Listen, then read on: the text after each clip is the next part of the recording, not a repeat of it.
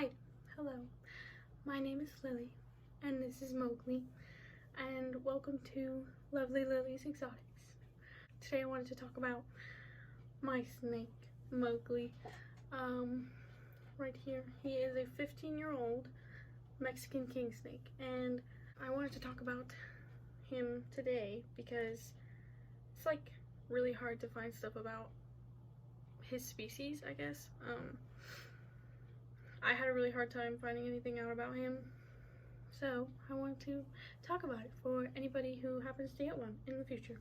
He's called a Mexican king snake, or a Durango mountain king snake, or his scientific name, which is Lampropeltis mexicana. His scientific name, Lampropeltis mexicana. It has two subspecies, and that is Lampropeltis mexicana greery or Lampropeltis mexicana thieri. About his backstory, I got him from Craigslist.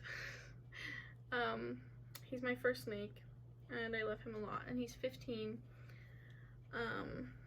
He's an old man, but he's very pretty, and I love him. And yeah, I got him off Craigslist. The people I got him from didn't know a whole lot about snakes, and they were housing him in a 20-gallon, which was not even half the length of him, so it was really small. It was totally too small for him. He just wants to go everywhere. He was being housed in this very small tank that was too small for him. The people that I got him from, I actually have no idea where they got him from. No idea. So I don't know if he's Lampropeltis mexicana greery or thieri, so I just refer to him as Lampropeltis mexicana, neither of the subspecies. So anyways, care. So for an enclosure for one of these guys, you need at least something as long as the snake. Right now he's being housed in a 55-gallon, which is perfect. So I'd say about a 45-gallon or bigger works for one of these guys. So yeah. So for heating and lighting, they don't need UVB as far as I know. When I got him, he didn't have any lights. All he had was a ceramic heat emitter. So he didn't have any lights. So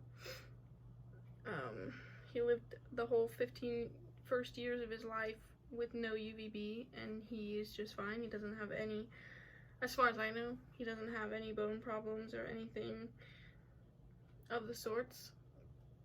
So as far as I know, he doesn't need it. For heating, you can use a heat mat, or you can use a heat light or a ceramic heat emitter, anything of the sort. And you want their hotspot to be about 85 to 86, or like 83 to 86. And then on the cool side, you want it to be about 75. But their temperatures can kind of fluctuate at night, because at night it's like naturally it gets colder. So yeah. For bedding, you can use a number of things. I use aspen for him, and he loves it because he loves to burrow in it. For some reason, no matter what other bedding I use, he won't burrow in it. But when I use aspen, he will burrow in it, and he stays in his burrows all the time. He loves to burrow, but he'll only do it in aspen. So aspen's a great choice. And because they're very arid and they don't need that much humidity, it's good for keeping it drier. Use aspen. You can use repti chip. Oh god. According to Google and the books, he's only supposed to get about 2.5 feet, but he is a little over 4 feet, so he is really long. So I would say probably about 4 feet is where they're gonna get. He is 4 feet, a little over 4 feet, and he is really cool. For food, you want to feed them, he's an adult, he's full size, and he shouldn't really grow that much when they're babies, you're gonna feed them like pinkies, and then you're just gonna gradually side up. He's an adult, and he eats adult mice or large mice, and that's just what he eats. So that's probably what you're gonna feed an adult one. For handling, he is really good at handling. I mean, I don't know. He wants to go everywhere. He just wants to move. He doesn't want to stop at all. So, he wants to move everywhere. And yeah, and his temperament is really good. Of course, as babies, they're gonna be striky and stuff. But I mean, being bit by one of them doesn't really do anything or feel like anything when they're babies. Now, of course, when they're adults, you're probably gonna bleed. Probably. He has a really good temperament. He is super chill.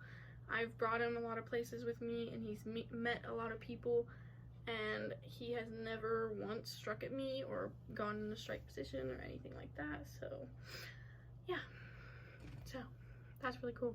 When you're making an enclosure for one of these guys, you want to make sure that you provide them with enrichment. So you're gonna have you're gonna have your aspen bedding, and you want to make sure that the bedding is at least like a couple inches deep so that they can burrow. And you want to provide enrichment, so you want to give them obviously a hide on both sides, and you want to provide a moist hide, which is basically, you can literally just use a Tupperware and just put wet paper towels or moss inside of it, and cut a little hole in the side, leave the top on, and cut a little hole in the side or top, and then that's a moist hide. And that helps them when they're shedding to get a lot of moisture, you know. So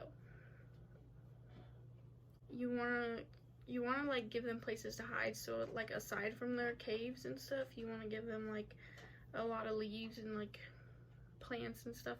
You don't have to use real plants, and that's onto a different subject. But you want to do you can cover it with fake leaves and stuff, and you just want to provide a lot of places for them to hide and stuff. And you want them to be able to go places without feeling out in the open when they're going from one place to the next.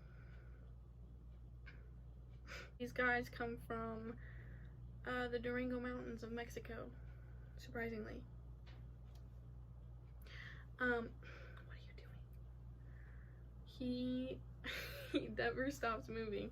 So that's all I have for today, and I hope you enjoyed watching this, and I hope you learned something. And if you liked it, hit the thumbs up and hit that subscribe button and hit the notifications. Make sure the notifications are on, and I will see you